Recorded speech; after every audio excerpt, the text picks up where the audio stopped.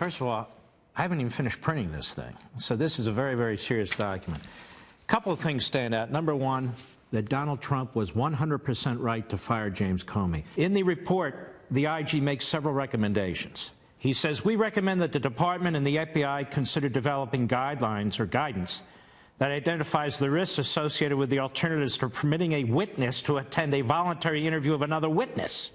And he's talking about what Comey and company allowed in the Hillary Clinton investigation. You don't allow a witness to participate in a witness interview.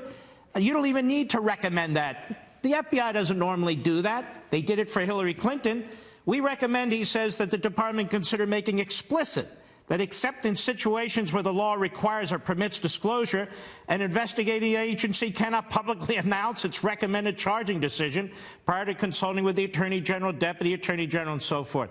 That is current policy at the Department of Justice. So he's making recommendations that are already policy because Comey and company violated. One more real quick, and there's several. We recommend the department consider providing guidance to agents and prosecutors concerning the taking of overt investigative steps, indictments, public announcements, or other actions that could impact an election. That's current Department of Justice policy. What I'm saying here is the firing of FBI Director Comey was not only warranted, it has now been defended. It also raises the question, why in the world didn't Barack Obama fire this guy? These violations were out in public. We all already knew about it when Comey had his public pronouncements in the middle of an election saying that I wouldn't bring charges, but look at all these violations and so forth. Some of this was well known in advance, but Barack Obama, of course, did not fire Comey and should have. One last thing, and it's been said all over the place, the smoking gun. There is a smoking gun, and that is that exchange between Page and Strzok. That text from August 2016.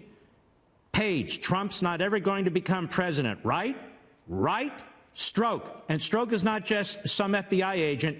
He's like the man in charge. Number two. No, he won't. We'll stop it.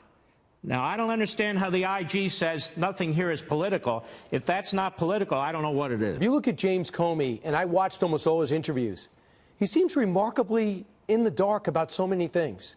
That he actually didn't know Christopher Steele, who he was, who paid for the dossier. He wasn't familiar with the affair that was going on between two very important people underneath him. What was he doing? Just a bunch of speeches every night? Was he just a figurehead in this organization? I don't believe so at all. I believe he knew everything that was going on. But he's able to play rope-a-dope, you see, because we don't have a special counsel investigating the FBI. We don't have a special counsel investigating the Department of Justice. It amazes me that the greatest threat to our electoral system still remains, and the greatest threat to our electoral system in the last cycle was not a foreign government. They're always trying to screw around with us, and we always have to step up to that.